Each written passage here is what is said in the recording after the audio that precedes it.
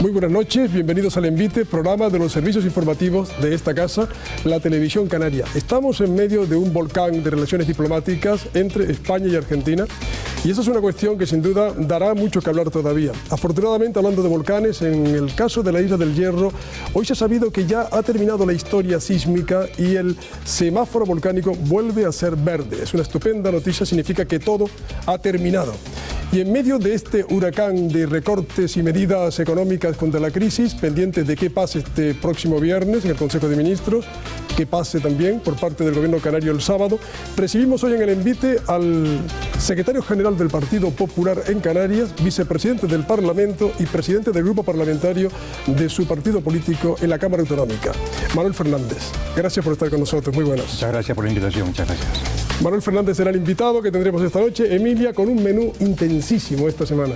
Pues la verdad que sí, que tenemos muchas cosas de las que hablar. Muy buenas noches a todos. Sí, hace unos meses la palabra usada era crisis, ahora esta ha sido relevada por recortes, ambas íntimamente relacionadas en un país que cada vez se aprieta más el cinturón. Los últimos son los anunciados esta misma tarde para universidades, un incremento de las tasas, pero la semana comenzaba con los de educación, más alumnos por aula y más horas lectivas para los maestros, propone el gobierno de Rajoy, que podría traducirse en las islas al despido de 3.500 profesores, según la estimación del Ejecutivo canario. A esto hay que sumarle el copago farmacéutico, que obligará a los pensionistas a pagar hasta 18 euros por sus medicamentos cuando antes no pagaban nada. Estos son solo algunos de los recortes que mañana podrían ver la luz en el Consejo de Ministros.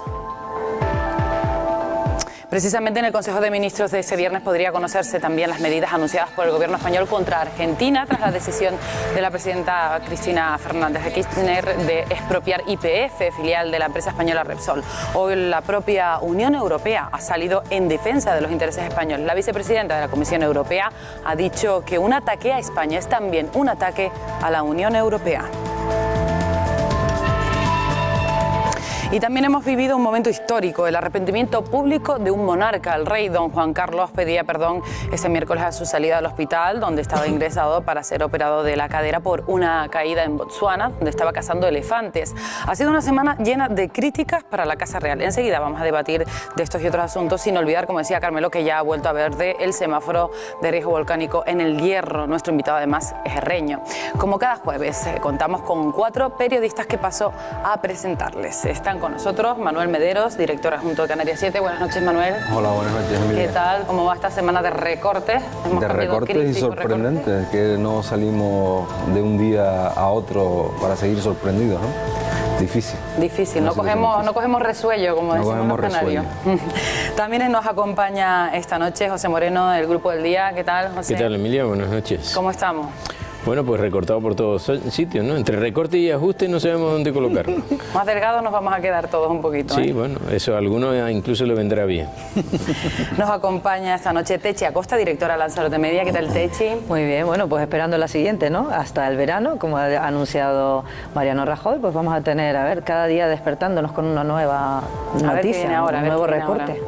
Y también está con nosotros José Carlos Alberto, de COPE Canarias. Buenas noches, José Carlos, Buenas bienvenido. Noches. Gracias, Emilia. Bueno, pues bienvenidos a todos. Ya saben ustedes que junto a nuestros 4 periodistas también tenemos a 3 alumnos de periodismo. Carmelo, sí, cuando quieras nos pasas a presentar. Tenemos a Wendy Fuentes. Wendy, muy buenas noches. Muy buenas noches, Carmelo. Que nos acompaña esta noche, va a tomar nota también para titular al final del programa y preguntar a nuestro invitado. María Herrera también. Buenas noches, María. Buenas noches, Carmelo. Lo mismo, tendrá que tomar muy buena nota de lo que diga nuestro invitado y al final titular y pregunta. Y Fernando Rizo, un hombre entre los jóvenes estudiantes. Fernando, buenas noches. Hola, ¿qué tal? Buenas noches, Carmelo. Gracias a los 3. Los 3 tienen la tarea, la función de ser testigos y notarios de lo que se diga esta noche, lanzar un titular al final del programa y también una pregunta. Suelen ser preguntas que o no se han hecho o que inciden en algún tema que quedó en el aire de las que han planteado los periodistas. Por cierto, señor Fernández, ¿el perdón del rey qué le pareció? Bueno, realmente ha sorprendido a muchos, ¿no? En el sentido de que con la humildad que salió el rey de su desgraciado accidente en África. Pero yo sinceramente te digo, yo con el tema del rey, yo considero que es una figura para España que ha sido definitiva, ¿no? Son los primeros 36 años de tranquilidad, de progreso y de garantía para las instituciones de España. Y eso para los españoles es lo más importante de todo, ¿no? A mí lo que más me ha disgustado de todo esto es que, bueno, los que con todos sus derechos, los que tienen sentido republicano, hayan querido pues aprovechar este incidente para atacar de una forma desmesurada lo que es la monarquía y la institución.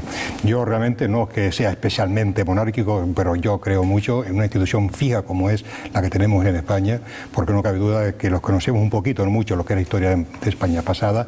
Realmente esto ha sido impensable para todos los españoles, ¿no? Muy bien, pues en el abecedario de la actualidad, la A, Emilia, estaba claro que era y es Argentina. Por ahí empezamos. La de Argentina. Sí, vamos a poner las cartas sobre la mesa. Es una de las noticias de la semana, la expropiación de YPF, la filial de Repsol en Argentina. La decisión fue comunicada por la propia presidenta Cristina Kirchner, que aseguraba que así el país podría recuperar la gestión de sus propios recursos. Parece que ya no hay vuelta atrás y el viceministro de Economía argentino ha manifestado que está dispuesto a sentarse a negociar el precio, porque dice que la ley de expropiación lo permite. Ahora comienza la negociación del precio. La compañía reclama 10.500 millones de dólares, unos 8.000 millones de euros, mientras Argentina dice que Repsol adeuda 9.000 millones de dólares, además de amenazar con cobrarle el supuesto daño ambiental.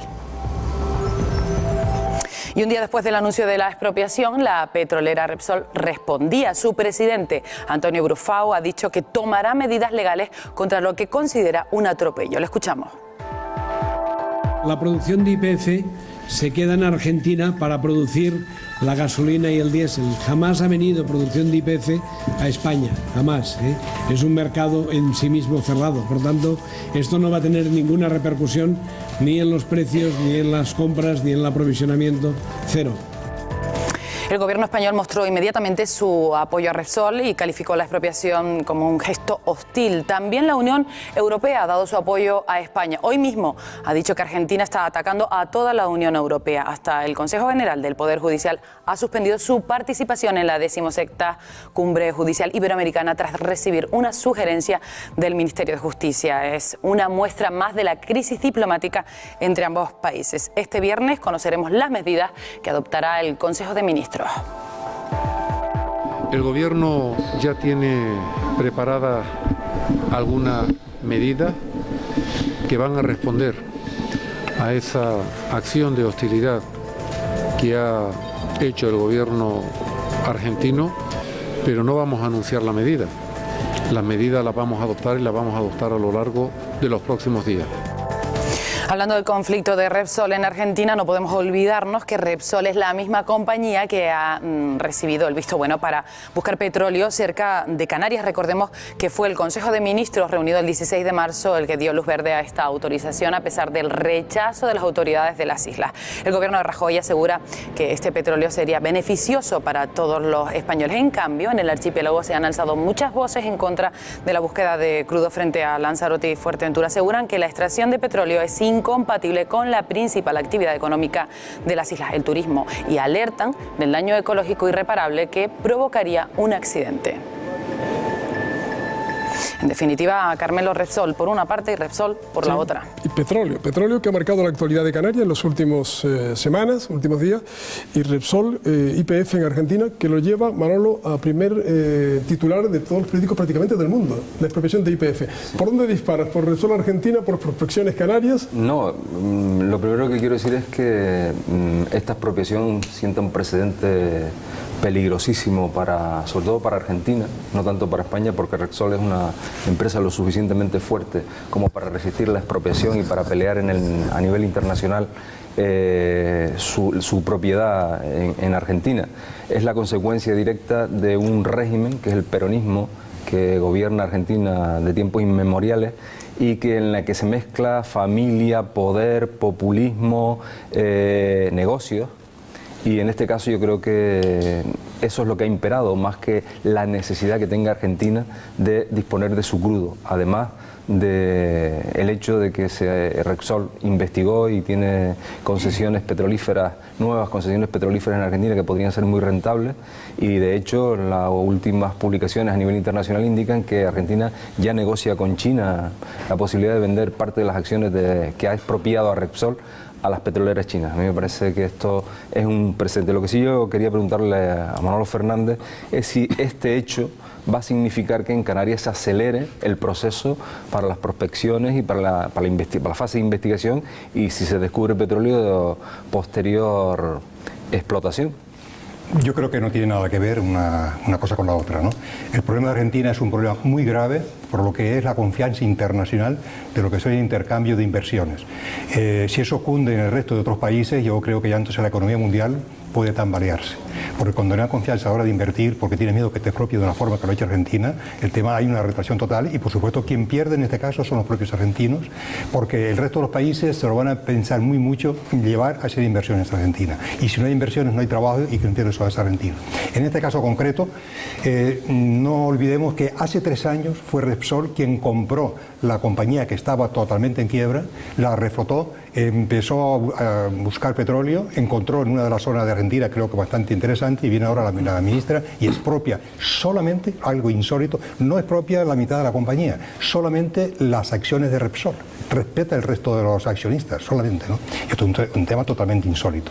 Consecuentemente con esto hay una inseguridad mundial, y por eso no me extraña, la Comunidad Europea está muy preocupada, los propios Estados Unidos y todos los países del entorno, ¿no? Esto sería muy grave que quedase sin ninguna reacción por parte del resto de los países mundiales. Sería muy grave para la continuidad de la economía. De todas formas, muy buenas noches, don Manuel. Me tocó a mí, pero sí que quería incidir en un tema. La sartén la tiene, el mango la tiene Argentina, porque las medidas, si nos ponemos muy gallitos, quien va a perder especialmente es España. España tiene otras empresas en Argentina, y en este caso no creo que debamos ponernos, es decir, tenemos que ser, no sé hasta qué punto debemos ser contundentes, probablemente en España no tanto, pero quizás sí en la Unión Europea. La respuesta tiene que ser más de la Unión Europea que de España, por todas las inversiones de otras empresas españolas. Perdón, Techi, porque podría haber algún tipo de consecuencia negativa, y porque para además, España. claro, porque allí está Telefónica, está Gas Natural, hay muchísimas empresas. De hecho, el país extranjero de mayor inversión en Argentina es España. Esto puede significar, si uno se pone muy gallito, ya sabemos cómo funciona esta señora, puede implicar lo siguiente en Telefónica o en otras empresas. Eso no cabe duda de que puede ser un riesgo, evidentemente. Tú has dicho Telefónica, el Banco Bilbao, el BBVA, también está metido con bastantes intereses. Bueno, si le hace algo a Telefónica, pues con cortar las líneas, pues se quedaría media Argentina a lo mejor sin comunicaciones, ¿no? Sí. Lo tendrían crudo, ¿no? Y si con el banco también, pues se retiran fondos, y si es que lo dejan, si hay una expropiación de algún tipo Chávez, ¿no? Que también puede ser, ¿no? Pero esto es un problema. No cabe duda de que el efecto sería realmente positivo si hay una unidad por parte de la Comunidad Económica Europea, que debe de haberlo, un país miembro afectado, ¿no? Y por los propios Estados Unidos. Si hay, en este caso, unanimidad, el tema se puede resolver. España sola no lo puede resolver. José Carlos. Muy buenas noches, don Manuel. Dos cosas. Yo creo que esto es una carrera envalentonada de Cristina Fernández, emulando a Eva Duarte de Perón, que puede acabar no se sabe cómo. Yo creo que el gesto es malo para España, es un gesto que, dada la coyuntura, es mala para España mirado internacionalmente, y que creo que pesa mucho no solo la Unión Europea, sino ahora Hillary Clinton, que aparece en este mapa, y lo que esté dispuesta a poner sobre la mesa y a establecer como carta de cambio ante Argentina en el supuesto de negociar todo este tema, ¿no? Lo que se quiera jugar de Estados Unidos con Argentina es muy importante. Hombre, yo recuerdo cuando se expropió a los Estados Unidos de Venezuela, precisamente, fue Carlos Andrés Pérez, ¿no? Viene también un valentamiento por parte del país, esto es nuestro, el nacionalismo típico, y fue el principio del fin de la decadencia de Venezuela, a partir de Carlos Andrés Pérez, ¿no? Con el nacionalismo. Con Argentina pues puede pasar algo mucho peor, porque el poder económico argentino es mucho menor que el de Venezuela, en todo caso, ¿no? Hillary Clinton es una política que tiene mucha personalidad y mucha dureza a la hora, y con unas ideas muy muy claras, y yo creo que va a poner a Argentina, yo espero que lo ponga en su sitio, por el bien de Argentina y de todos los países, porque si no ocurre algo, la economía mundial empieza a tener miedo a invertir en otros países, ¿no? ¿Traes el tema Canarias, Pepe? Bueno, yo de todas maneras discrepo un poco de lo que se ha hablado hasta ahora. Yo creo que esta expropiación a Repsol y a YPF le ha costado y le está costando muchísimo dinero. No sé si esto podrá reflotar esa compañía. De YPF las acciones han caído un 19%. Le ha afectado casi en un 8% en el último cierre de la bolsa al propio Repsol. Yo creo que van a perder lo que no está escrito esta gente en esta operación. Y sin embargo, lo que veo es una tibia reacción por parte de lo que no es España. A mí me hubiera gustado saber, es imposible poderlo conocer ahora mismo, pero ¿qué hubiera dicho el Partido Popular si los que están en el gobierno es el Partido Socialista y se hubiera producido una medida de este calibre? ¿Dónde hubieran puesto el grito en el cielo y en qué punto hubieran dicho el prestigio que ha perdido España en el contexto mundial? Sin embargo, ha sido con un gobierno que en teoría era potente, fuerte y con mucho respaldo como el del Partido Popular al que se lo han hecho, con un ministro Soria que se fue una semana antes a Argentina para intentar frenar esto y que no lo pudo hacer, que lo terminaron expropiando, con una tibia reacción por parte de Europa que no ha sabido, no hemos oído ninguna de las medidas que van a hacer, y en este momento lo que estamos es temblando casi de que nos dejen así, porque efectivamente, como decía antes Techi, lo que hay en este momento es un péndulo sobre empresas como Telefónica que no lo solucionarían solamente con cortar las líneas, que mucha de su inversión en ese lugar la perderían, y con bancos como el de el Santander que están calladitos y amarraditos, no vaya a ser que miren para ellos. Sí, efectivamente tienes razón, ¿no? Europa ha reaccionado de una forma bastante dureza una vicecomisaria europea. Una vicecomisaria, vicecomisaria, sí. ¿Dónde está el señor Barroso? Sí.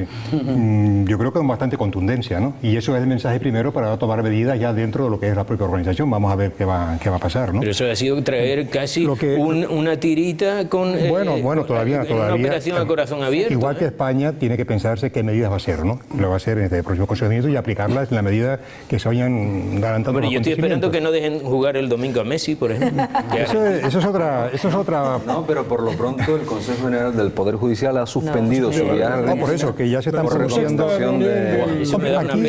Aquí ha habido una jugada y que yo creo que es incalificable, que es que desde hace meses se ha venido produciendo por parte del gobierno argentino digamos, un desprestigio de la empresa YPF, ¿no? Sí. Porque fueran bajando las acciones y si tienen un valor X, ahora a la hora de expropiar, este es el valor que te calculo para ti. Esa estrategia, eso es real, ¿no? Claro, ahora con esta expropiación evidentemente las acciones han bajado más y ahí se ven afectados cientos de miles de accionistas que tiene Repsol, ¿no? Eso es clarísimo, ¿no? Señor Fernández, usted que es un hombre fuerte, permítame decir, del PP en Canarias, secretario general del Partido Popular, un hombre fuerte en el Parlamento, por su partido, vicepresidente del Parlamento y uno de los veteranos, diputado desde la época preautonómica, ¿puede ser? Sí. ¿Está usted en el Parlamento? Le quiero preguntar, esto viene precedido de una gran polémica sobre las prospecciones petrolíferas en aguas próximas a Lanzarote y Fuerteventura, la visita del presidente canario a Marruecos, su entrevista con el rey de Marruecos, sentó mal en el gobierno central. ¿Cuál es su planteamiento sobre el conflicto que estaba creado ya en Canarias? Bueno, sobre el tema son muchas preguntas. ¿Cuál es su planteamiento sobre el conflicto de la protesta del gobierno canario, las manifestaciones y la visita del presidente a Marruecos? Bueno, yo en alguna ocasión he hecho alguna declaración de que el presidente del gobierno de Canarias iba a ser muy bien recibido en Marruecos. No podía ser de otra manera, ¿no? Está colaborando muy bien para que el futuro explotador en solitario de los posibles yacimientos petrolíferos y de gas que hay en toda la zona del sureste, del oeste de África, pues las explote solamente Marruecos, ¿no? Bueno, eso es hasta así. Yo creo que el presidente del gobierno vino muy ufano y hizo unas declaraciones que me han extrañado mucho, diciendo que el PP había mentido con el petróleo. Y todavía estoy esperando la pregunta, tengo una pregunta hecha para el próximo pleno, ¿qué significa en qué ha mentido el PP con respecto al petróleo? ¿Que no hay petróleo? Pues si no hay petróleo, que esté tranquilo, que es lo que no quiere, que haya petróleo, ¿no? Eso es su punto de vista, por lo tanto que esté tranquilo. ¿Que Marruecos no va a explotar el petróleo? Eso es la otra pregunta. Bueno, y que nosotros estamos diciendo que la va a explotar, eso no es mentira, eso es verdad. Marruecos tiene concedida en estos momentos, en la zona cercana a lo que son Canarias, del orden de 30 autorizaciones de prospecciones petrolíferas. En tierra tiene muchas más, y la parte norte de Marruecos tiene otra cantidad. Ahí Marruecos está actuando. Y es que no entiendo la reacción de que ha mentido el PP con el tema del petróleo, ¿no? Y viene con este mensaje. No tiene por qué preocuparse si realmente no hay petróleo. Nosotros, España va a seguir adelante con el tema de las prospecciones y demostrará si hay o no hay petróleo. Si no hay petróleo, recogerá todos sus barcos y se mantendrá a otra parte. Y si hay petróleo, los canarios tienen que decir, vamos a ver, aquí hay solamente dos opciones. Si hay petróleo, dejamos que se lo lleve Marruecos, primera opción. Segunda opción, lo cogemos nosotros y Marruecos. Esas son las dos opciones que hay. De todas formas, está usted diciendo, y ahora sí que me gustaría hablar de las prospecciones petrolíferas de Lanzarote y Fuerteventura, porque son cercanas. A mí, una pregunta, sí que se ha mentido. En Lanzarote hay gente, y en Fuerteventura han dicho que iba a tener, que muchos conejeros, muchos canarios, muchos majoreros, iban a ir hasta trabajar a las prospecciones, a las plantas. Cosa que los dirigentes y directivos de Repsol, cuando llegaron, dijeron, bueno, como mucho, en Lanzarote a lo mejor les llevamos los bocadillos a la gente que está en las plataformas. Segundo, nos dijeron que era una sola bolsa que o la cogías por la zona de Marruecos o la cogías por la zona de Canarias, cosa que no es verdad. Efectivamente hay dos bolsas, una la que está explotando desde hace años Marruecos, que no ha encontrado petróleo, y otra la que está cercana a Canarias. 20.000 conejeros dijeron y salieron a la calle a decir no a las prospecciones petrolíferas. En Fuerteventura unos 15.000. Fue una manifestación impresionante. Por tanto, no creo que sea bueno que no se le haga caso a estos canarios, por ejemplo, a Lanzarote y en Fuerteventura. Y una última pregunta. Si en el hierro... Se me están enrollando esta noche rápidamente, mucho, ¿eh? Vayan a las preguntas. Y una pregunta. Si en el hierro están apostando por el futuro, que son las energías renovables, con esa central hidroeléctrica de la que nosotros tenemos envidia sana, ¿por qué nosotros en Lanzarote y en Fuerteventura tenemos que asumir solamente los riesgos que puede que los haya, derrames, porque los hay, y no la inversión al futuro, que tiene que ser, y pasa en el siglo XXI, por las energías renovables, porque la otra tiene fecha caducidad? Ya está la pregunta hecha, Techi. Señor Fernández. No tiene nada que ver una cosa con la otra. Bien, el petróleo, en los próximos 70 años, por quedarme corto, no hay ningún combustible que pueda sustituir el petróleo en los aviones, por ejemplo. No hay ninguna posibilidad con las tecnologías actuales y la imaginación de Julio Verne por delante. No hay posibilidades. Por lo tanto, el petróleo se va a tener que seguir usando. No quiere decir que se use para producir energía eléctrica exclusivamente. Puede ser que las energías renovables, cuando estén suficientemente desarrolladas y sean suficientemente rentables, tengamos un potencial de producción de energía renovable. Pero le voy a advertir algo también. La energía renovable del hierro no es ninguna ilusión para nadie. La energía más cara del mundo en estos momentos, si cuantificamos todo lo que son los elementos de producción del hierro, el hierro en su conjunto, es la isla del Hierro. Y esto la gente que me está escuchando dice, tío, está loco como una... Siendo de Reño, además. Siendo de Reño, es un simple escaparate, y que yo lo apoyo muchísimo, porque es el tener un hecho de simbología lo que puede ser el futuro. Hoy por hoy tenemos que mantener dos centrales. Tenemos que hacer unas inversiones bárbaras que se han hecho en el tema, que no se apagarán nunca ni se amortizarán nunca, en el hierro por lo menos, ¿no? Y se hace hierro porque es una isla pequeña, y entonces el símbolo es que una isla se alimente de energía renovable, que no se va a alimentar tampoco. No puede ser, porque tal como está hoy, en los medios que está hoy de la tecnología medioambiental, no va a ser así. Por lo tanto, el tema del petróleo es necesario, y le voy a decir una razón fundamental, al margen de la económica, que ya ahí podríamos hablar toda la noche. Al margen de esto puedo decir, España está consumiendo alrededor de 1.400.000 barriles de producción que compra fuera, y que tenemos que pagar con nuestras divisas. Y ese dinero que sale fuera de España no lo reciben el resto de los españoles. Esta que se calcula que hay en este lugar es del orden de 140.000 barriles diarios. Esto significa que el 10% de nuestras necesidades petrolíferas pueden estar cubiertas con esos recursos. Y puede significar cosas tan sencillas como que Irán, por ejemplo, ahora ha suspendido la exportación de petróleo a España. Si nosotros tenemos un recurso nuestro, porque aunque sea del 10%, nos podemos en cualquier problema mundial, de confrontación mundial, tener una garantía de tener energía propia y que no nos hundamos todos en la miseria. Por lo tanto, solamente desde el punto de vista estratégico, es imprescindible. No se puede tolerar que prescindamos de esa posibilidad. Y después, como no quiero alargarme, como dice el presentador, entramos en el tema... Aunque asumamos todos los riesgos, solamente las yo le voy a decir, vamos a asumir. Yo le voy a decir. Y yo creo que en general el archipiélago, yo le voy a decir, una costa de Fuerteventura manchada de piche... Yo soy, pues de profesión ingeniero también, ¿no? Tengo los conocimientos, y me he estudiado bien todos estos temas, ¿no? Y sé, bien, otros sabrán más, y otros mucho menos, ¿no? Pero le puedo decir, riesgos de contaminación, las costas canarias, nunca, en ningún caso, en el peor de los escenarios, nunca llegará ni una puerta de petróleo a las costas de Fuerteventura y Lanzarote. Y le podría desarrollar toda esta teoría, muy fácil de desarrollar, por cierto, lo puedo estudiar. En ningún caso. Primero, lo que es la frecuencia de errores en las extracciones se produce en la primera parte, sí que se produce cuando está en la parte de perforación, no después en la explotación. Es del orden del 5 por 100.000. De la proporción de errores, porque cuando hablamos de los accidentes de petróleo son barcos normalmente, y en Canarias están circulando creo que el orden de 10.000 barcos con energías de petróleo y por todas las islas con petróleo. Un barco de eso, cualquiera de esos barcos que tenga un accidente, que explote, que tenga un cortocircuito y que, bueno, que explote, a eso sí es peligroso. A eso sí tenemos que tener miedo y estamos tan tranquilos. Lo otro es perfectamente controlable. Aparte que ya sabe usted que los vientos dominantes, y no me meto con las mareas, los vientos dominantes son del sureste. Esto significa que los vientos irán hacia África y hacia el sur. El 80% de los vientos dominantes es el 80% del tiempo. Y claro, y por otra parte, la poca frecuencia que puede existir, y la tercera parte, si hay un derrame, hay empresas hoy en los Estados Unidos que son capaces, aparte de circundar cualquier derrame que se produzca, y filtrar del orden de 18.000 litros de petróleo por segundo. Noruega tiene las prospecciones a 5 kilómetros de la costa y nosotros no somos más ecologistas que los noruegos. Y allí, desde hace 40 años que llevan explotación, no ha habido ningún incidente digno de mención.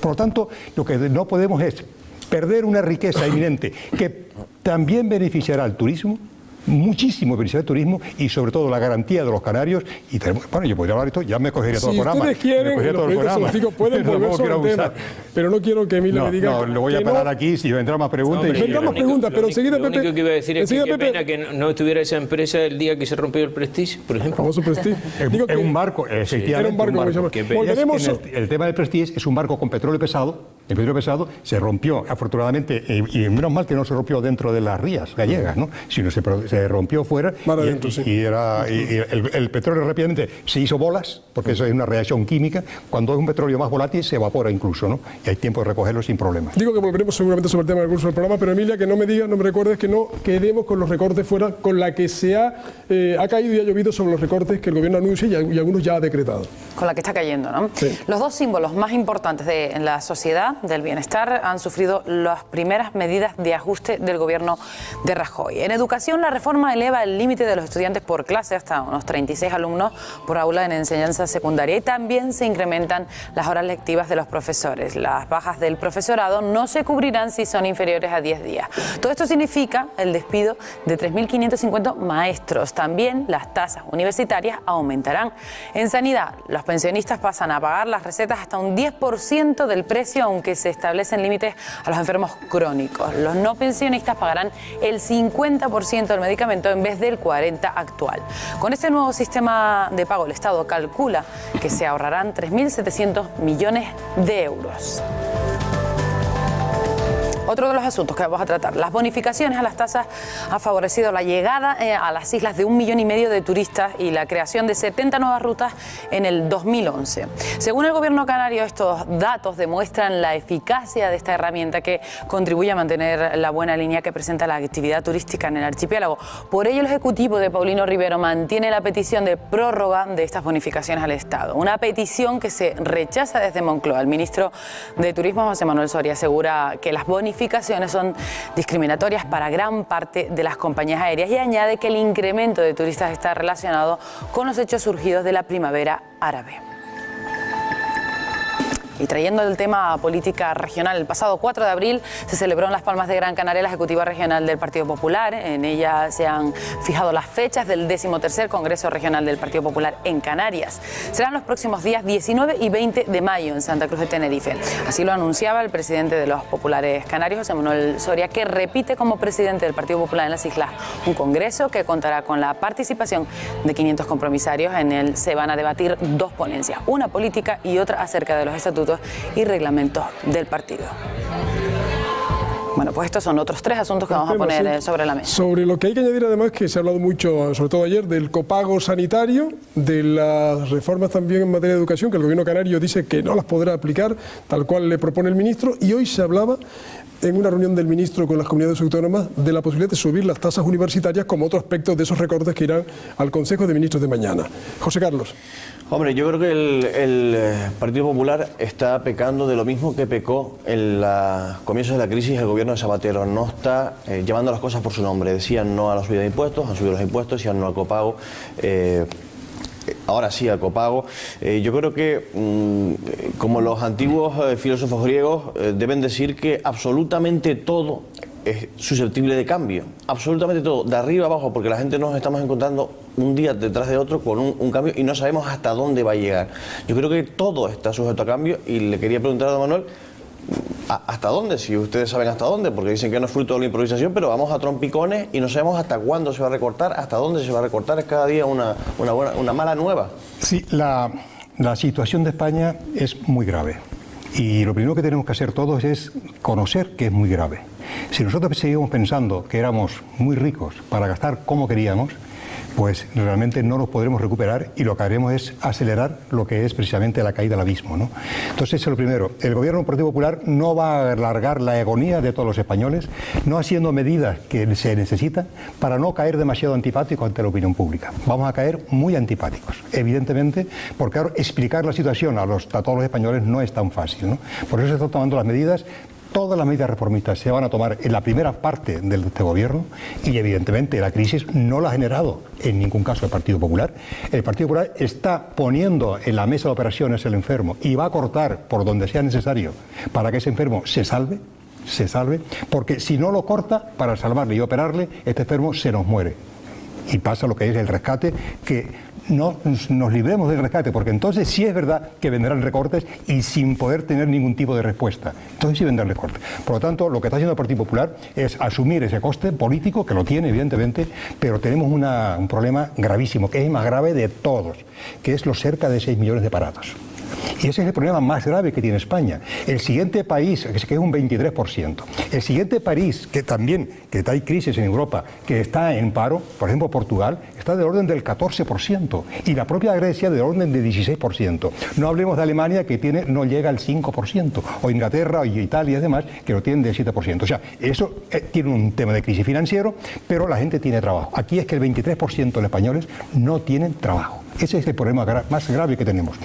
Y para recuperar la parte económica tiene que basarse en 3 aspectos fundamentales. Lo otro es ahorro completamente, lo que son los recortes en sanidad, en educación, en los gastos de administraciones, en todas las administraciones, gastos políticos de todo tipo, pero en base, primero y fundamental, sin lo cual no funcionan los demás, que es bajar la deuda para que no nos pongan intereses al 5%, para poder poner en práctica lo que son las medidas financieras, y que junto con la reforma laboral, entonces sí funcionará. La reforma laboral por sí misma no crea empleo, pero sí está ya los bancos, que fluya crédito a la pequeña y mediana empresa, y viene ya una reforma que da facilidades al empleo, el crecimiento es doble que si no hubiera reforma laboral. Eso es lo que ha hecho el Partido Popular con todas las incomodidades del mundo. Cuando le oigo a usted decir eso de que la reforma laboral le va a dar crédito a la empresa, ¿qué pasa? Que uno llega al banco y le dice despedida 7 de un reforma crédito, laboral no, te refieres a la reforma financiera. Pero quiero decirle, don Manuel, mire, hemos soportado los trabajadores una reforma laboral como la que ustedes han presentado, que es que tira por tierra absolutamente los derechos de los últimos tiempos conseguidos por los trabajadores. Han hecho, en el primer Consejo de Gobierno, donde ustedes no nombraron a nadie, nos metieron la mano en el bolsillo diciendo que había que rascárselo para una modificación del IRPF, pero donde no vemos ninguno de los ciudadanos es en la reforma del Estado. Es decir, no se modifica ninguna de las estructuras del Estado. Estamos soportando un gasto que también debe estar por encima encima de lo normal, pero ahí ustedes no se meten la mano ninguno, ni cortan cuántas administraciones tenemos, ni cómo recortar algunos de esos organismos. Sobre el recorte administrativo que le dice Pepe Moreno, el recorte de la administración, de las empresas y demás. Yo creo que esa es también una de las grandes reformas. Lo que pasa es que la reforma del Estado no puede hacer un partido solo, tiene que haber consenso, sobre todo de los dos grandes partidos, porque si no sería un tema, una guerra imposible de sostener, imposible. Tiene que haber un consenso. Estoy totalmente de acuerdo porque las administraciones en la época de las vacas gordas, todas las administraciones incrementaron los puestos de trabajo y funcionarios en todas las administraciones. Había actividad económica. Al no haber actividad económica, no hay actividad tampoco dentro de lo que es la actividad administrativa y sobre la mitad de los funcionarios. Pero los funcionarios no se pueden despedir.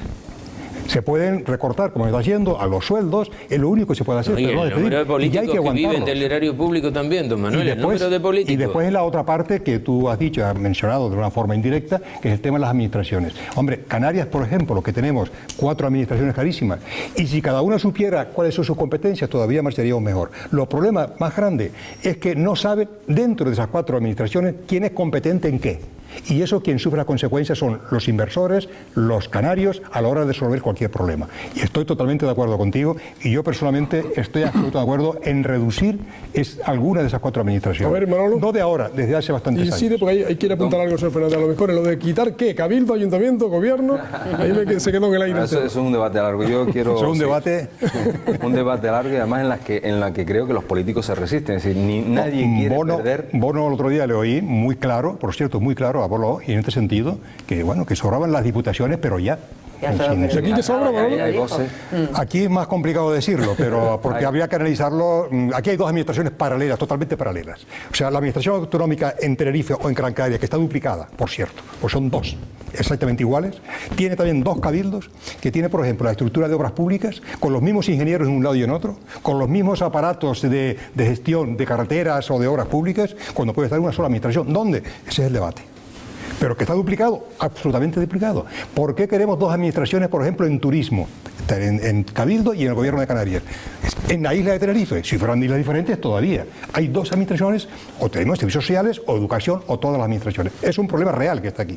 Yo vuelvo a la deuda y planteo 2 cuestiones. La primera, hay voces a nivel internacional, economistas y países que plantean que el recorte para pagar la deuda exclusivamente y además en tiempo limitado, es decir, este año vamos a pagar, con los recortes que ha hecho el gobierno español, vamos a pagar los intereses de la deuda española. Cierto. Exactamente. ¿No le parece excesivo?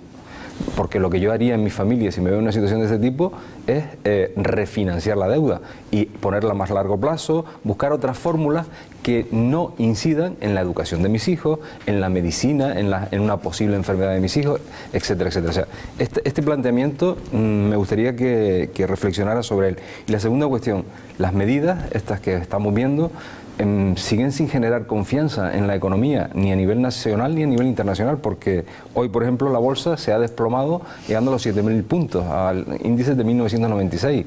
El paro sigue subiendo, la prima de riesgo sigue en 440 puntos, en 340 puntos, perdón. Es decir, los indicadores económicos no dicen que las medidas que esté tomando el gobierno incidan en el crecimiento económico, o al menos en algo de reactivación económica.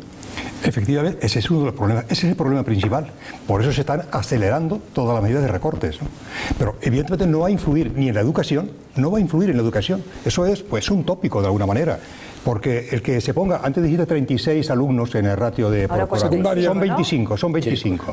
25. En Canarias hay que quitar 3.500 profesores. No, bueno, eso es en un periodo de tiempo bastante largo, a medio plazo. No vas a quitarlos de golpe, ¿no? Es una estructura bastante larga. Pero evidentemente, antes estamos hablando de lo excesiva que estaban dotadas todas las administraciones, entre ellas la propia administración, de lo que significa la educación.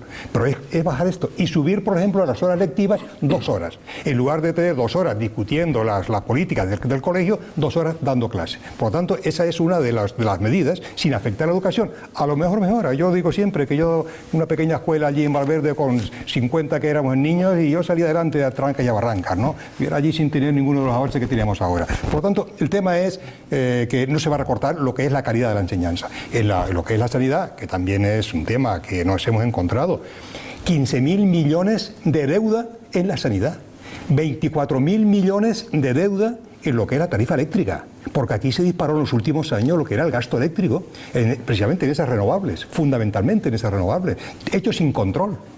24.000 millones que hay que pagar ya, incluso por sentencia del Tribunal Supremo, ¿no? Nos hemos encontrado con 25.000 millones más que lo que nos dijo el Estado cuando cerró las cuentas en diciembre del año del 2011, que nos había dicho que teníamos un déficit del 6% y era 25.000 millones más, que son el 8,5%. Y eso hay que pagarlo, pero ya. Y hasta que Europa o los bancos o las financieras mundiales no vean que efectivamente España tiene capacidad de pagar esa deuda, de refinanciar nada de nada. O sea, eso en tu caso lo podrías hacer. Y hoy en la situación actual es muy difícil, pero de refinanciar nada. Tienes que vender activos, tienes que bajar gastos. No hay otra cosa que hacer. Anuncio que vamos abreviando preguntas. Enseguida, Techi, tú recuerden que tenemos que tocar, hemos planteado dos temas que eran las tasas aéreas y el turismo. Yo es que voy precisamente al turismo y a las bonificaciones, porque estaba usted hablando antes de lo que nos importa a todos, de esos 5 millones de personas que hay parados, y en Canarias rozando el 30-32% de paro.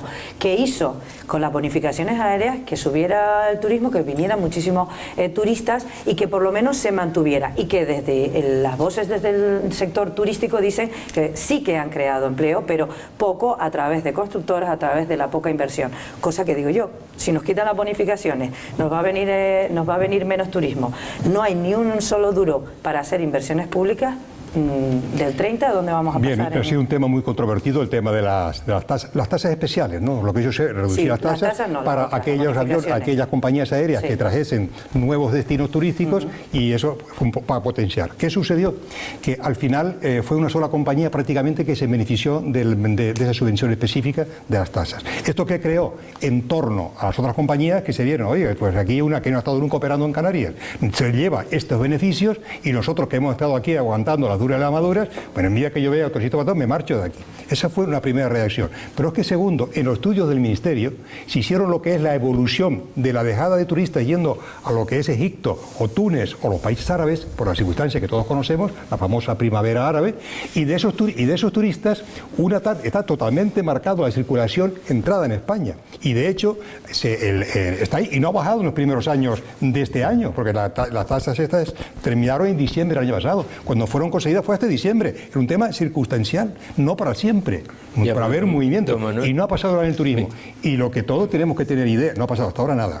Claro, porque yo le explico gracias a que nuestros competidores no son capaces de absorber esa parte masiva. No, Manuel, no. Mire, yo vengo ahora mismo de una reunión donde ha estado empresa PricewaterhouseCoopers, que ha estado presentando además las estrategias turísticas. El socio responsable ha hablado, ha dicho textualmente, me lo apunté, digo, porque va a ser un buen tema para sacarlo esta noche, el efecto negativo en el turismo de las tasas se va a notar. Y se va a notar no ahora, se va a notar en la temporada que viene, porque esta temporada ya están pagadas. Fíjese, una tasa por un turista que llega al aeropuerto sur pasa de 8 euros que paga hoy a 13,40. Y eso lo va a repercutir en el precio del turoperador. Y eso lo vamos a notar a partir de la próxima temporada, no en esta. Y él está convencido de que este asunto de las tasas aeroportuarias nos va a pasar una factura negativa. Bueno, no deja de ser una opinión de un experto. De un experto económico, claro, no turístico. Dedicado al turismo. Las patronales lo que están diciendo insisto, que es un estudio turístico. Es un estudio turístico. Están diciendo y están asustados. Hay turoperadores que han estado muy de acuerdo con supresión de las tasas. Cuando aquí se había dicho, incluso por el Cabildo de Tenerife, que había habido turoperadores de Inglaterra que estaban ya protestando y que se iban a retirar de Canarias. Y tuvo que desmentir expresamente en los medios que eso era mentira. Eso fue así. Y eso lo vimos. Para ahora. Porque ya están pagadas. Se ha desmentido. Y aquí se había dicho, anunciado ese tema, para ir un poco más que nada a ir contra Soria, que en definitiva era un poco la política, ¿no? Pero no se ha demostrado lo contrario. Mientras Canarias siga manteniendo el estatus que tiene de seguridad y de sol y demás, y no siga teniendo nuestros competidores que sigan creciendo, aquí tenemos garantía. A mí me preocupa más, dentro de 10, 15 o 20 años, el desarrollo del norte de Marruecos. Y que ese sí me preocupa para el turismo de Canarias. Y ahí sí tenemos que tener mucho cuidado. Le quiero preguntar, señor Fernández, enseguida José Carlos, Marruecos, enseguida le toca a José Carlos. En zonas donde hay prospecciones en Canarias, la seguridad no está tan garantizada. El peligro lo tienen más los marroquíes, porque en todo caso, como decía antes, va hacia África, por el viento. Sí. Enseguida José Carlos, una pregunta, señor Fernández. Usted ha estado en las últimas horas, y si me equivoco me corrige, en una reunión importante con la ministra de Fomento. Sí. ¿Fueron a pedirle más dinero para Canarias? ¿Obtuvieron algo? No, ¿Alguna noticia? Fuimos a tratar dos temas que creemos que son importantes para Canarias. Uno, hay un gran descontento en Canarias con la aplicación de los tacógrafos en los temas de los camiones, porque la circunstancia de Canarias es muy diferente al resto de España o al resto de Europa, que es donde se hizo, ¿no? Entonces estuvimos dando muchas vueltas para suprimir los tacógrafos, porque, claro, pero claro, la ministra decía que suprimirlos, sinceramente, podíamos contravenir lo que era la seguridad. Y si hay un accidente por haber quitado el tacógrafo, a eso incurríamos en delito penal. Hay que decir que el tacógrafo es un aparatito que controla todo. Controla todas las horas que está trabajando el camionero. Las horas de trabajo. Como yo le decía, pero claro, es que en Canarias es un señor que va, pues, lleva una mercancía a los cristianos, deja el camión allí y la familia está allí y se pasa el resto de la tarde con la familia y está a pasar a bañarse en la playa. Y eso le está computando como horas de trabajo.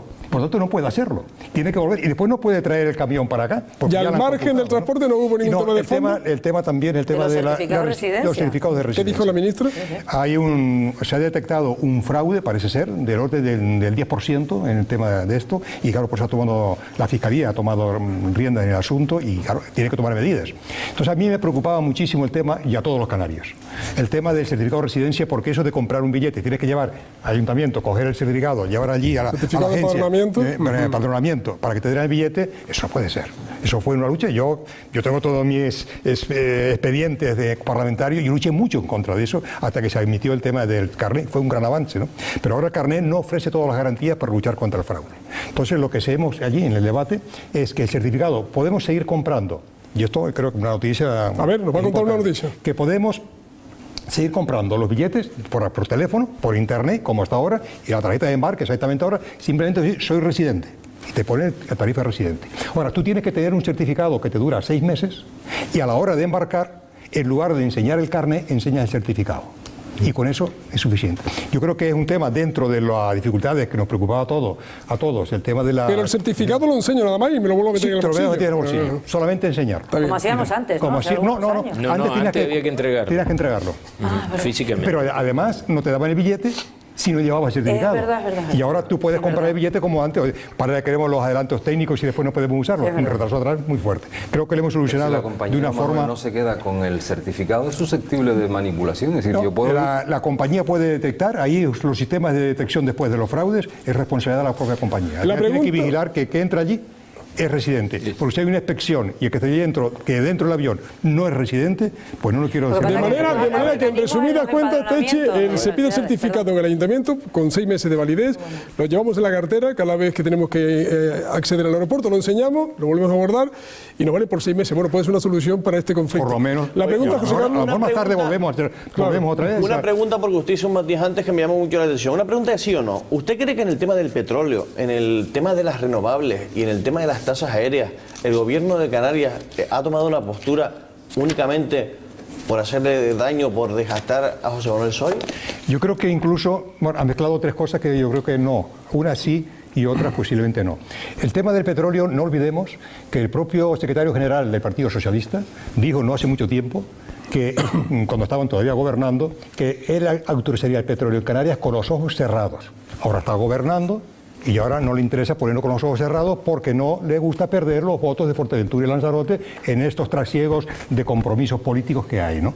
El propio Rivero y el propio consejero de Industria, Jorge Rodríguez, están en las declaraciones y las puedo mostrar, aceptaba también el tema del petróleo siempre, por supuesto, siempre que se contemplaran las medidas medioambientales de máximo rigor y que Canarias tuviese una compensación económica.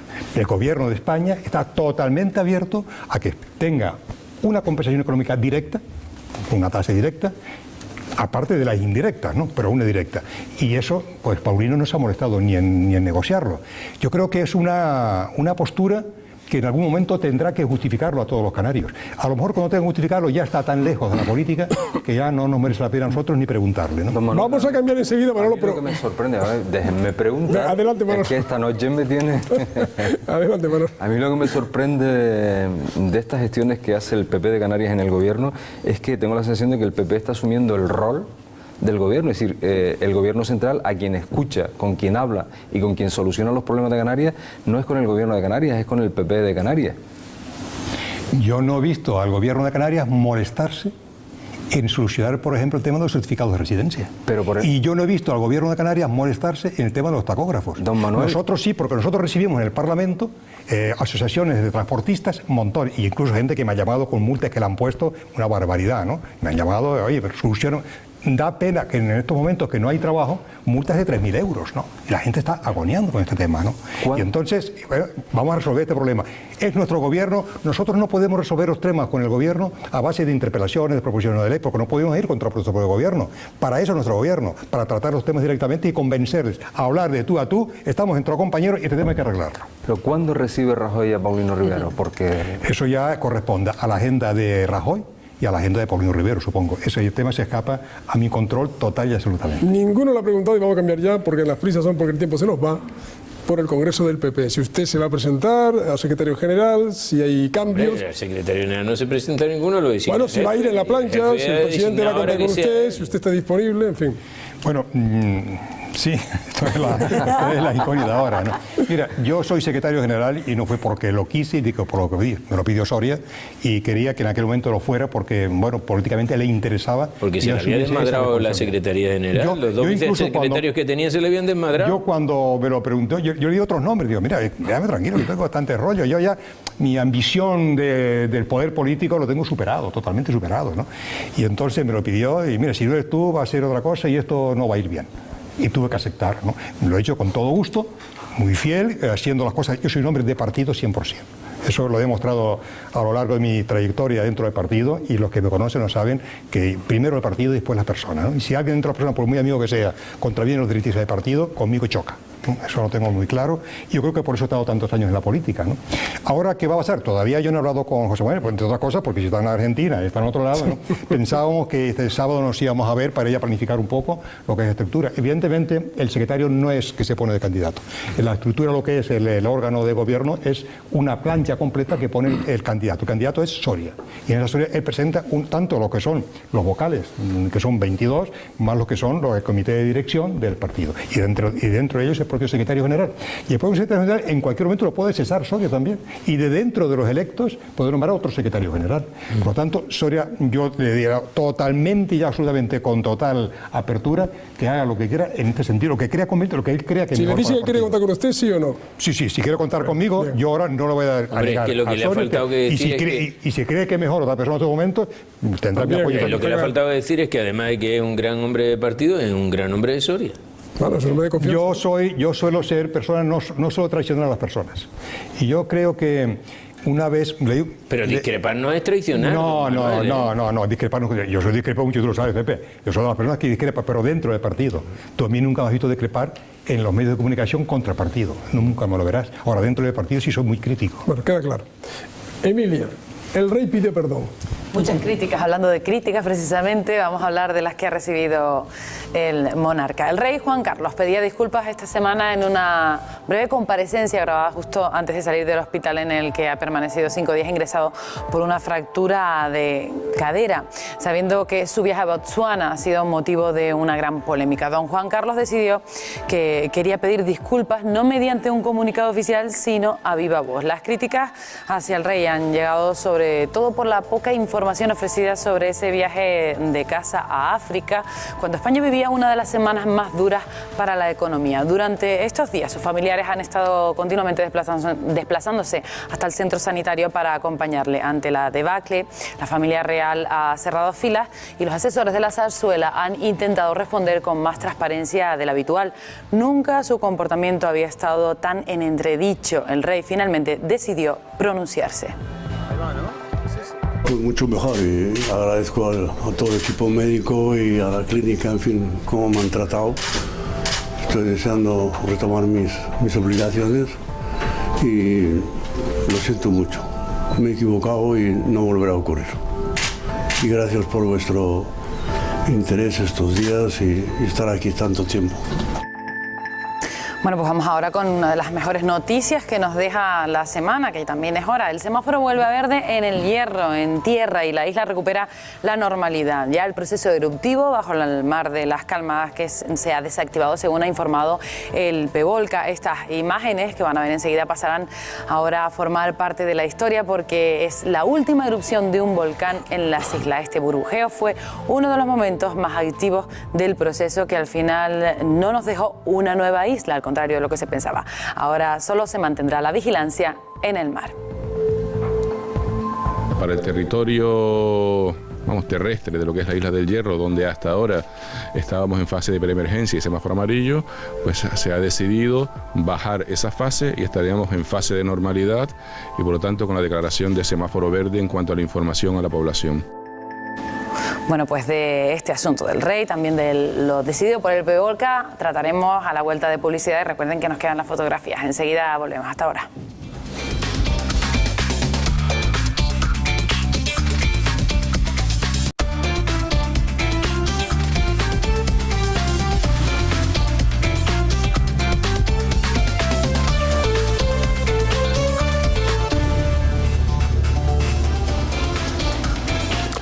Sin duda una muy buena noticia la del Hierro. La que hemos contado a lo largo de estos últimos 5 o 6 meses era que estaba allí sucediendo algo, hubo momentos de dramatismo, finalmente recupera la normalidad la isla, se declara de nuevo el semáforo verde en tierra, en el mar, en la zona de exclusión se mantiene amarillo, pero ya está fuera el peligro, ha terminado la crisis sísmico-volcánica. Es una muy buena noticia ahora que el Hierro se levante como debe levantarse.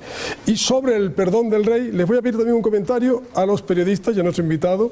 ¿Ha sido calificado de histórico la primera vez que lo hace? Manolo, ¿qué te ha parecido?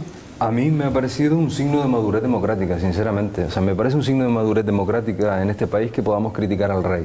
Yo creo que el rey se ganó el respeto de los españoles por su papel en la transición, se ganó el respeto de los españoles por su papel en el 23F y también se ganó, de alguna manera, la indulgencia de los medios de comunicación. Es decir, el rey y la Casa Real Española han gozado durante mucho tiempo de cierta indulgencia, de no criticarlos, de no mentarlos en aquellos aspectos que se consideraba y que estaban mal hechos, ¿no?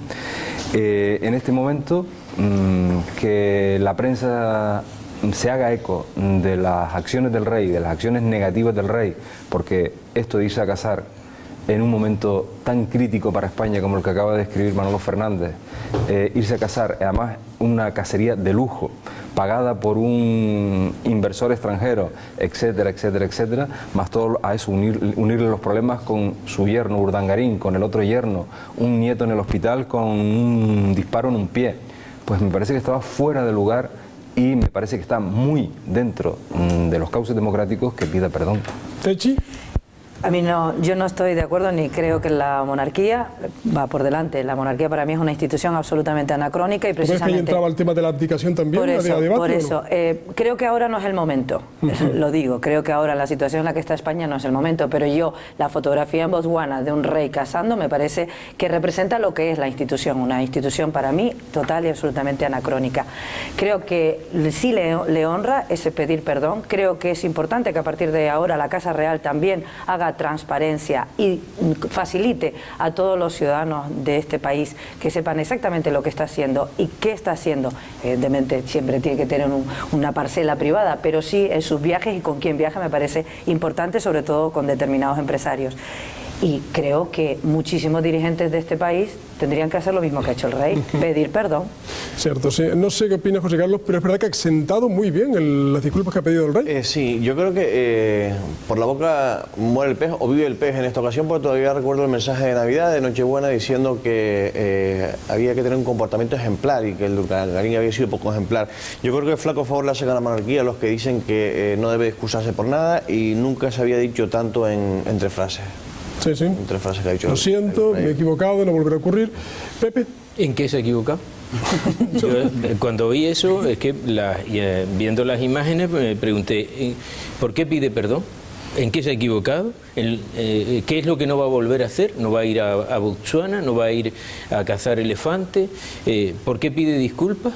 Es decir, todo eso tenía que haberlo reflexionado antes. Es que me parece a mí que es una obligación prácticamente lo que realiza a la vista de cómo estaba la opinión pública. Insisto, ahí hay muchas interrogantes. Es que no solo el hecho, nos hemos enterado de que se ha ido a cazar porque se cayó y se partió la cadera. Y de que lo trajeron de madrugada y que cuando su mujer fue a verlo ya estaba andando con 2 muletas, que no fue al momento. ¿Cuántos de los que se caen y van a un hospital y están para operarse de una cadera lo hacen en tan poco tiempo? Es que, oiga, aquí hay mucha tela que cortar con este asunto. Y mucha demagogia que hacer. Sí, claro, pero lo que tú quieras. Pero de todos esos que nos vemos reflejados cuando vamos a un servicio de urgencia, insisto, que es que cuando su mujer va a verlo, ya anda con muletas.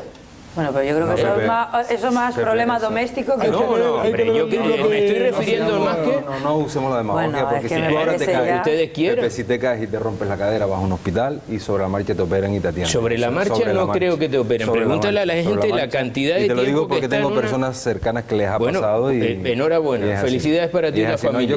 Yo sé que hay mucha gente que está más de una noche esperando por una intervención porque el traumatólogo no está o está súper ocupado. Es el único que hay y está operando otras cosas. Hay gente que se pasa con una cadera rota en una camilla más de una noche.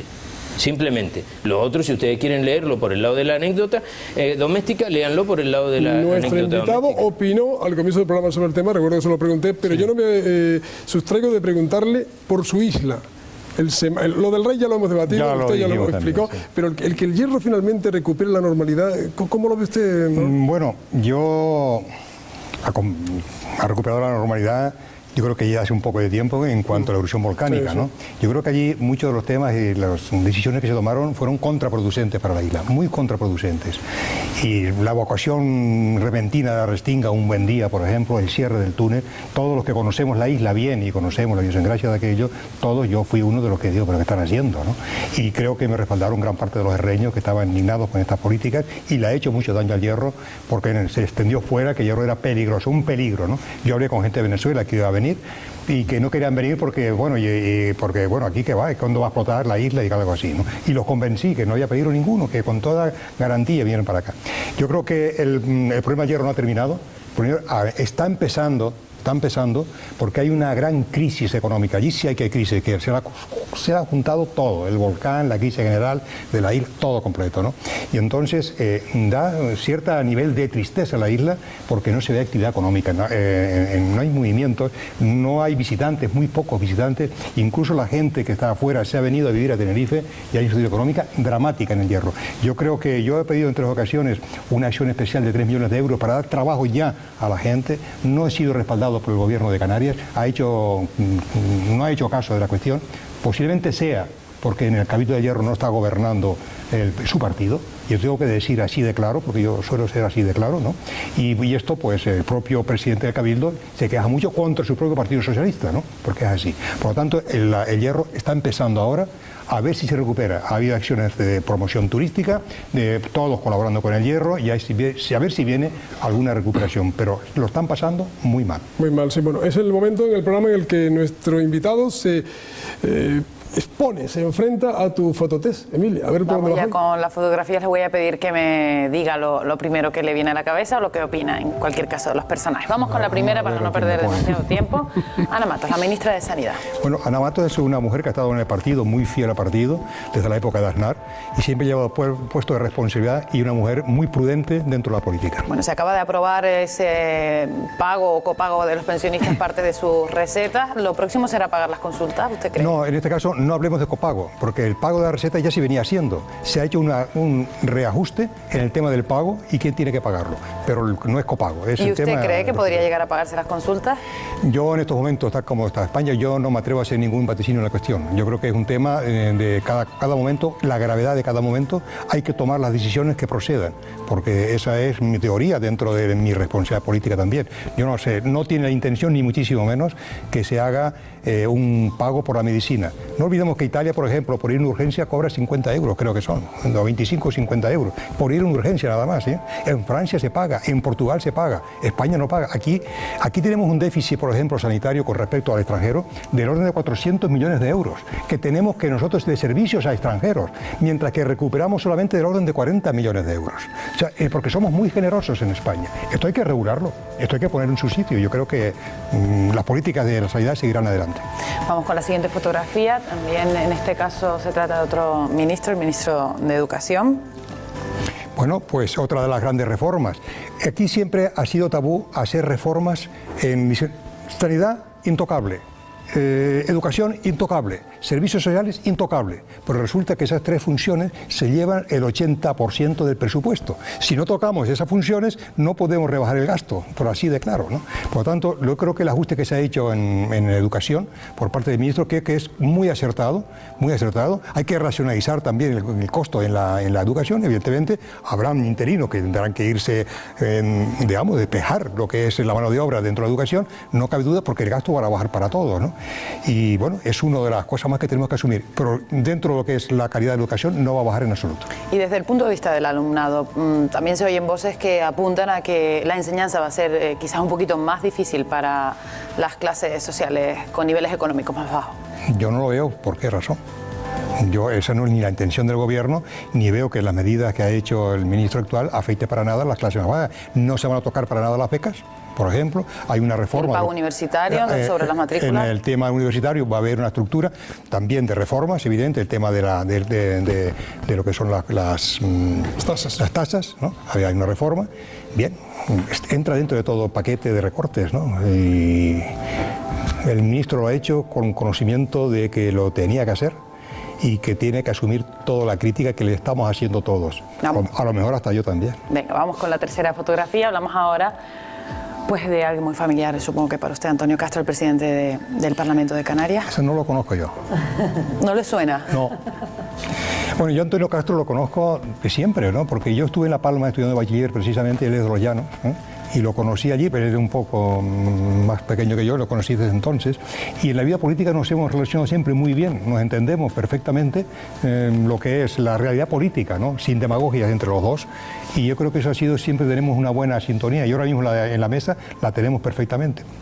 Pero no solamente con él, con el resto de los miembros también hay una buena sintonía en la mesa. Hay una mesa muy profesional en estos momentos en el Parlamento de Canarias. ¿Usted cree que los ciudadanos conocen realmente lo que sucede en la Cámara Autonómica? No lo conocen en absoluto. Yo creo que a veces no lo conocen ni los propios diputados. Porque realmente el trabajo de fondo que se hace en el Parlamento, porque la gente dice el trabajo en el Parlamento, el trabajo se hace dentro y fuera del Parlamento. Yo a mí me llaman por teléfono los medios de comunicación a las 6:30 de la mañana o a las 7 de la mañana y tengo que dar respuesta y tengo que estudiar los temas y estar al tanto de todas las informaciones de la sociedad para dar respuesta en cada momento a la sociedad canaria. Eso es parte del trabajo también. Y la parte de la crítica que recibimos cuando decimos algo que no debiéramos haber dicho. Eso es trabajo. Y estoy en mi casa y estoy estudiando y viendo y repasándome todos los temas de informaciones, que tengo archivos por todos lados de todos los temas de Canarias para poder dar respuesta adecuada en cada momento. Eso es parte del trabajo. Porque la gente piensa que los diputados solamente son personas que se sienten en un escaño, hay que votar y levante la mano. Y eso es un error enorme. Eso es lo menos, eso es lo último que se hace. El trabajo está de fondo y cuando hay una intervención de un diputado en la Cámara, en una proposición de ley, en un estudio de una ley no es una cosa que se lleva allí a la Cámara y la gente la vota. Eso lleva un trabajo de fondo, lo que es en ponencia, de meses y a veces de años, trabajando, discutiendo cada artículo y cambiándolo y volviendo a discutir. Eso no se ve, ni se hace propaganda de esto. Ese es el trabajo de fondo que ignoran, lamentablemente, los ciudadanos. Pero gracias a eso tenemos lo que es la estructura social, como está organizada, y funciona la estructura social. Nos gustará a unos más y a otros menos, pero funciona la estructura social.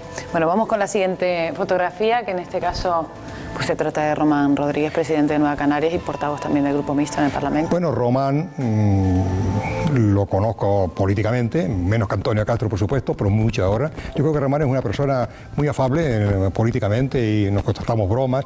Él tiene una ideología muy separada de la mía, una persona de izquierda, realmente no lo ha negado. Yo tengo otra idea totalmente diferenciada de lo que debe ser el crecimiento social, pero nos entendemos perfectamente y nos llevamos muy bien, lo confirmo también, y tengo una gran simpatía por Román Rodríguez. Bueno, pues vamos con el siguiente. Este quizás nos quede un poquito más más lejos, enseguida ahí lo tenemos, pues el rey de Marruecos. Hemos hablado de Marruecos durante el programa. Yo creo que al rey a quien hay que preguntarle a Paulino, yo no lo conozco de nada.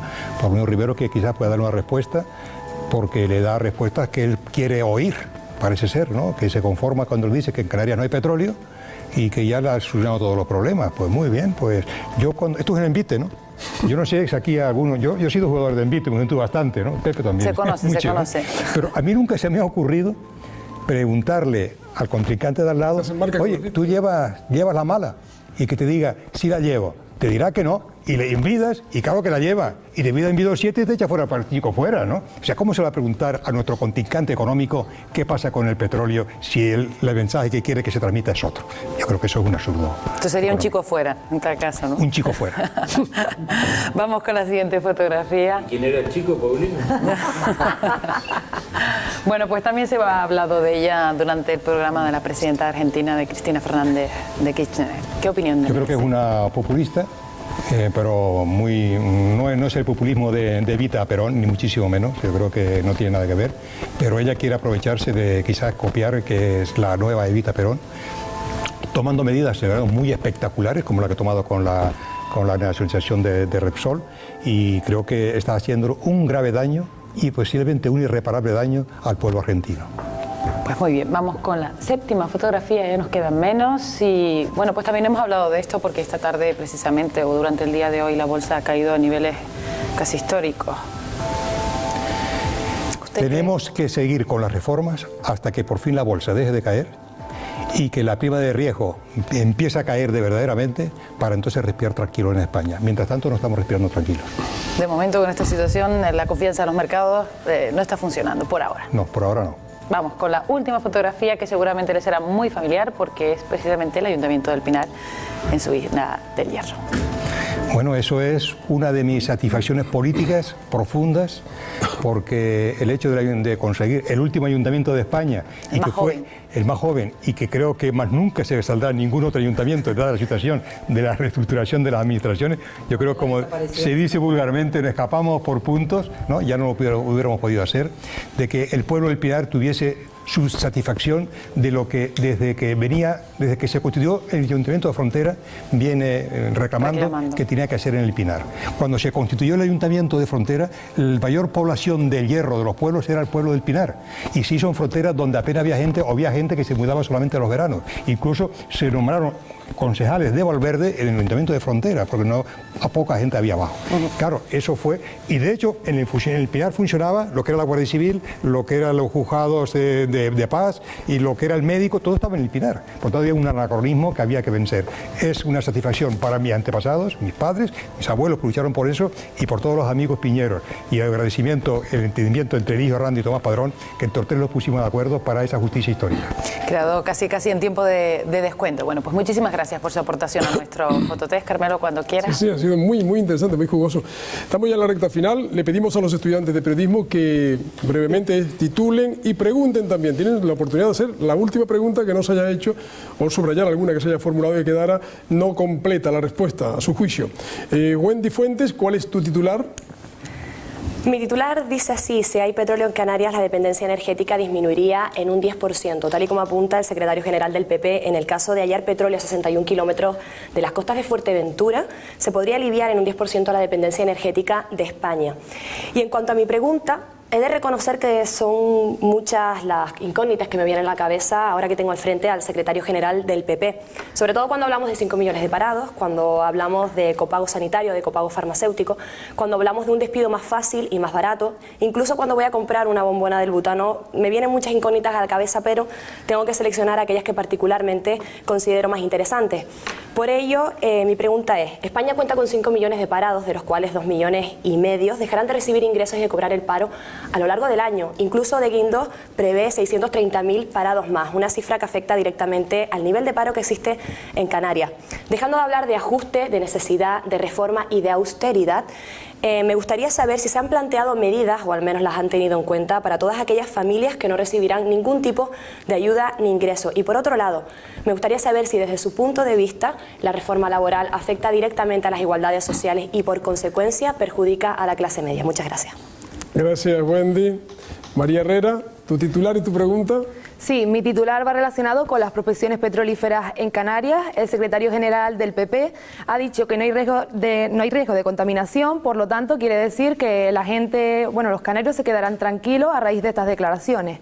Y luego, con respecto a la pregunta, pues durante estos días diferentes miembros del Partido Popular han dicho que el presidente del gobierno autonómico, Paulino Rivero, debería de dimitir y dar paso a un pacto PP-PSOE.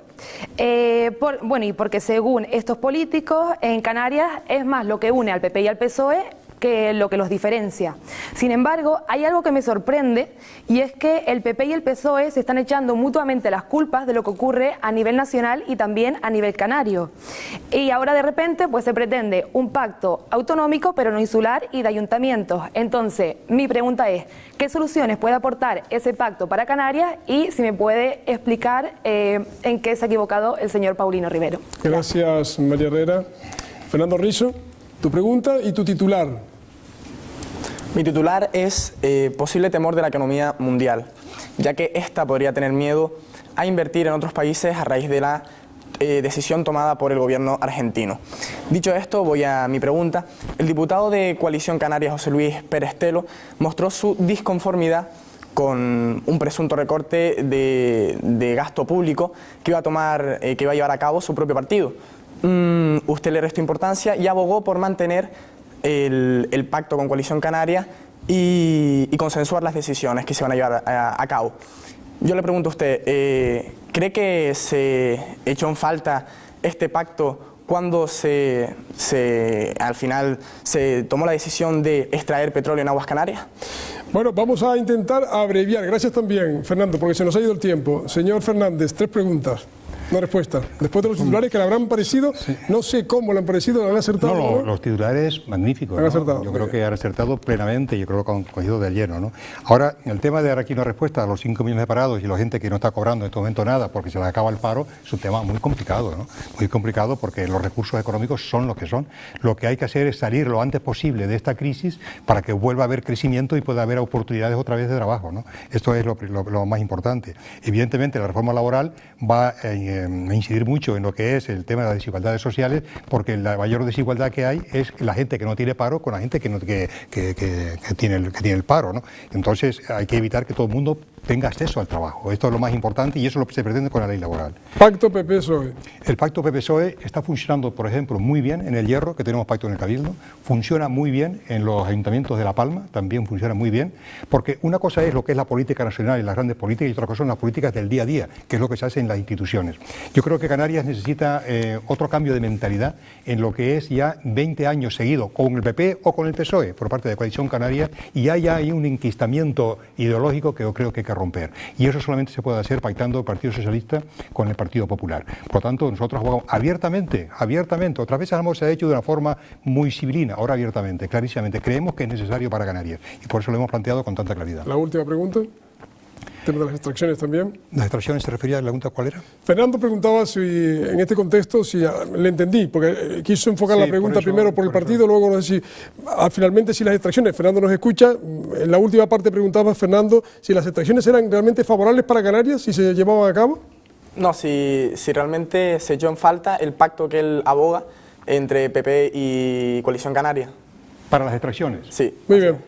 Bueno, el tema de partidos, no olvidemos que el decreto que Soria sacó de adjudicación de las extracciones fue ya preparado por Montilla, que era el ministro de Industria del Partido Socialista, y fue de alguna forma congelado aquí por lo que es el populismo y el voto de Coalición Canaria en la aprobación de los presupuestos y procurar que alargase el periodo de mandato el propio Zapatero, cosa desafortunada para España y para Canarias, y por eso mantuvo, digamos, sobre la mesa ese decreto. Consecuentemente, debo de decir que entre las manifestaciones del propio secretario general, que también aceptaba las proposiciones con los ojos cerrados, creo que si hubiésemos gobernado con el Partido Socialista, llevaríamos adelante y lo más rápido posible estas análisis de ver si efectivamente hay petróleo, cuánto hay y qué calidad tiene, que es lo que se trata en estos momentos. Las extracciones vendrán más tarde. Las famosas prospecciones, no confundir con extracciones. Estamos mal de tiempo, sean breves y son tan amables en los 30 segundos. Si tienen la piedad de hablar un poquito menos, no sé, Manolo, 25 segundos. 15 segundos. Adelante, compañero. No, solamente una reflexión de una noticia que saltó esta tarde en los medios de comunicación, Llevamos 17 años cruzando las fronteras europeas sin ningún problema gracias al Tratado de Schengen, gracias a la Unión Europea. Son 17 años de libertad de movimiento dentro de la Unión Europea, que ahora ha propuesto a Alemania y Francia que se suspenda temporalmente para evitar, sobre todo que se suspendan en los países del sur, me imagino que España, Italia, Grecia, para evitar que por la crisis, evitar que la inmigración llegue al corazón de estos países. Sí, España está perdiendo población porque hacia algún lugar va. Techi. Yo rápidamente me quedé con las ganas de preguntarle como secretario general del Partido Popular si el presidente, que ahora casi nunca puede estar en Canarias, va a haber cierta... No cabe preguntas, Techi, es una vale, reflexión. pues nada, ya está. Vayamos todos paso palabra. Vamos todos a ayudar a los serreños haciéndonos un buen viaje al Hierro y a disfrutar. Eso está muy bien, Techi. José Carlos. Yo me gustaría finalizar como empezamos. Yo creo que el beneficio de una empresa empieza y acaba en una hoja de Excel, el de Repsol mucho más. Yo creo que habla de una celeridad importante en los estudios previos en torno a Lanzarote y Fuerteventura. Los presidentes de los cabildos decían que no esperaban solidaridad del gobierno central, sino que iban a apelar a la justicia para que Repsol tuviera más problemas e intentar dar marcha atrás. Y yo lo que me pregunto es algo que dejo abierto. ¿Tendremos que estar preparándonos para una auténtica batalla campal socialmente en Canarias? Bueno, ahí queda. Pepe.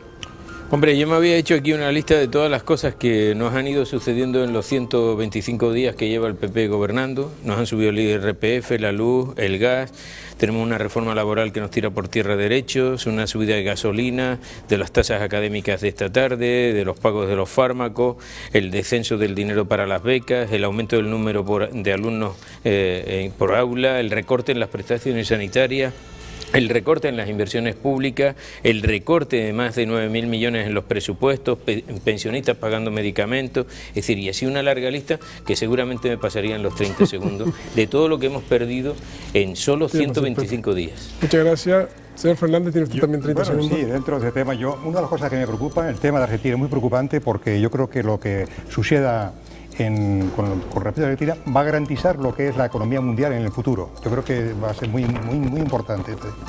Y yo creo que por otra parte, de un mensaje a todos, ¿no? A pesar de lo que decía mi amigo Pepe Moreno, de lo que ha hecho el Partido Popular, es simplemente operar por todos lados al enfermo. Es que estaba hecho... Pero ya no damos más sangre. Ya todavía queda. Y te recuerdo simplemente que hablabas de las subidas eléctricas. En el periodo Zapatero subió la electricidad el 60% y en el periodo de Aznar bajó la electricidad un 18%. Como anécdota nada más. Por lo tanto, yo quiero decir que confianza, vamos a hacer todas las reformas lo antes posible, salir lo antes posible de este cáliz que tenemos que beber todos y tengan confianza que el Partido Popular, como ya lo ha hecho en otra ocasión, a nivel de España y a otros niveles de Europa, saldremos de la crisis. Nos costará. Yo creo que a partir del primer trimestre del próximo año empezaremos a ver los primeros síntomas de esa recuperación. Esa es la esperanza que tenemos. Dios le oiga. Señor Fernández, don Manuel, muchas gracias por haber estado en el envite. Hasta una próxima oportunidad. Muchas gracias. Muchas gracias. Gracias, muy buenas noches. Por la amabilidad.